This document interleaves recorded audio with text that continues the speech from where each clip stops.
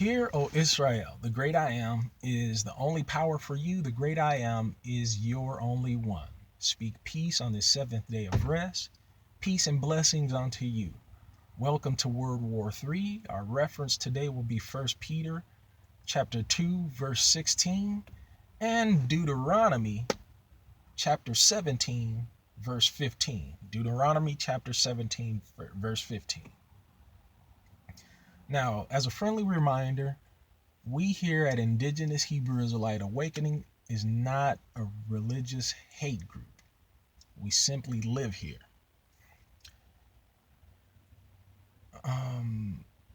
In the several constitution or preambles to several constitutions across the United States, including U.S. territories, they make reference to a God. It is the foundation of trust, whereas you have a people who pretend to be or claim to be motivated by truth and trustworthiness. So they make reference to God in their constitutions. I come from the Puerto Indian village, which is the indigenous name of where I derive from, and the state has legalized it as the state of California.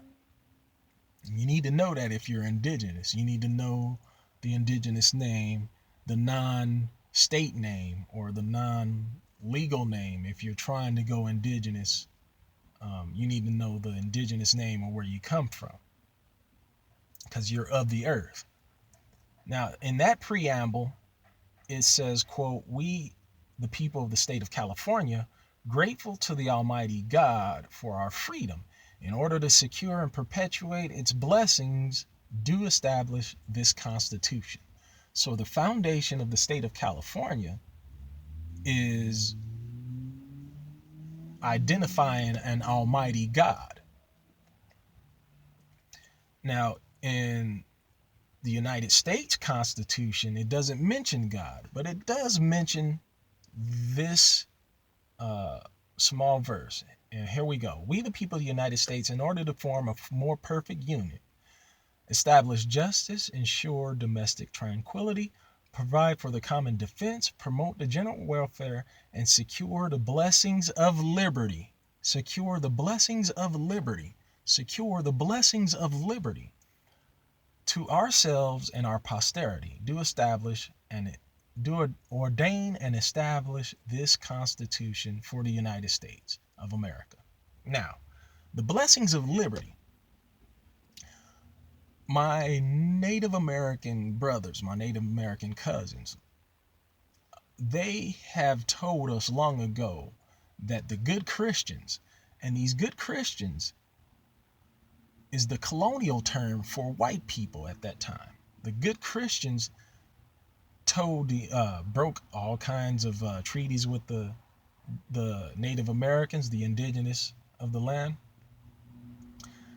Those indigenous people told us that the good Christians, the white people, had a forked tongue, and they always talk double talk.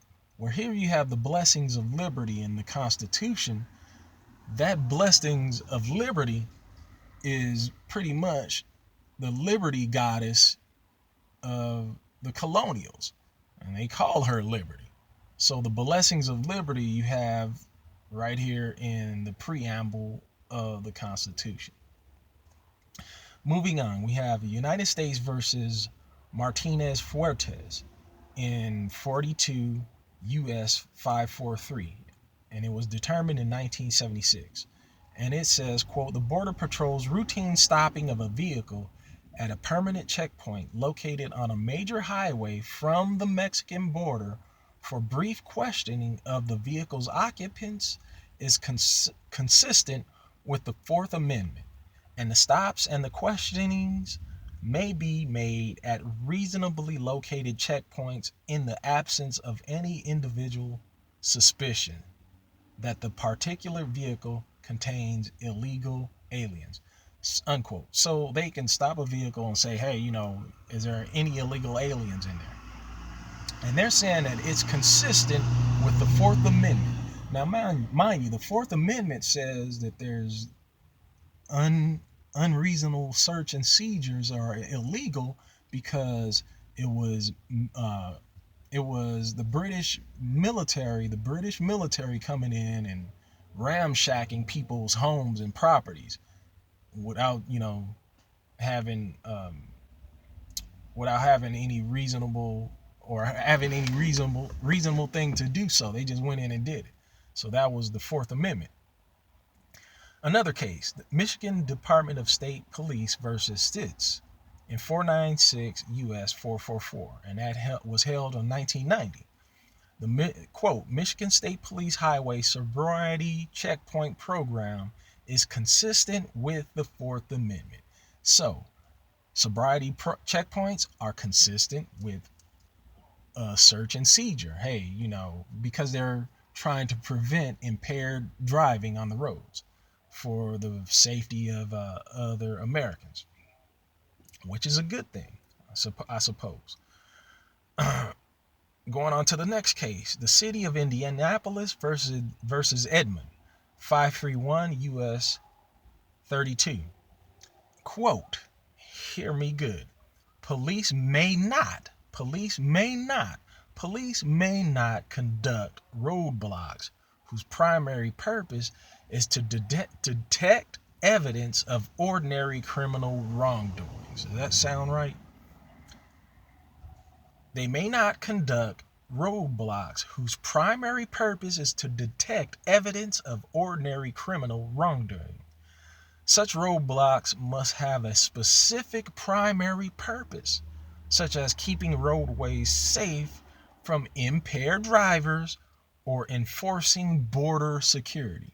So if they're stopping you for anything else, they must have a reasonable suspicion. And consent searches are different. So if you give the police consent to search your property, they ask you a question, hey, can I search your vehicle? And you say, okay, then you gave them way to do whatever they want to your property. Now, at this point, I want to give you guys two case laws. We have the Indian Civil Rights, which you know as the Civil Rights Act of 1968. We also have the Voting Rights Act of 1968. And in the Voting Rights Act of 1968, there was this little clause called Section 4B, which was removed, I believe, in 2019. Excuse me. The Voting Rights Acts of 1968 had Section 4B, and that Section 4B was removed in 2014 during the Obama era. It was removed in 2014 because they said that it was created in a time of racism. It was created during a time of racism. So voting has been modified as of right now because the racism part, as they said, was taken out. And we're still looking at racism. But yet here is a case law that nobody is paying attention to. And it's called Terry versus Ohio. Now let's take a look at this Terry versus Ohio. And it was created during the same year, 1968. And quote, the holding, police may stop a person if they have a reasonable suspicion that the person has committed or is about to commit a crime, and may frisk the suspect for weapons if they have reasonable suspicion that the suspect is armed and dangerous, without violating the Fourth Amendment prohibition on unreasonable searches and seizures. The Supreme Court of Ohio affirmed. And again, if this is a U.S. case, 392 U.S. 1, 1968, then not only Ohio, but the Supreme Court, which is federal law, is they're saying it's good. It's according to the Fourth Amendment. Now, if this happened in 1968 or 1968, during a time of high racism, Why is it that they changed the voting rights and they're not changing this Terry versus Ohio? This is still on the books, folks. This is still on the books. In a Christian society, having their foundation on the principles of God. Now, we watching, people of color, black people, Mexicans, just people in color in general, being mercilessly executed by a racist society who once called themselves Christians, and now they have pushed out God out of their education system. And again, another friendly reminder, education is not in the Constitution. Education is not in the Constitution, but they're sending your children to these schools to be taught by this type of thing on a secular system. And when I make reference to the Bible, when I make reference to, let's say Deuteronomy, we'll go to the Deuteronomy.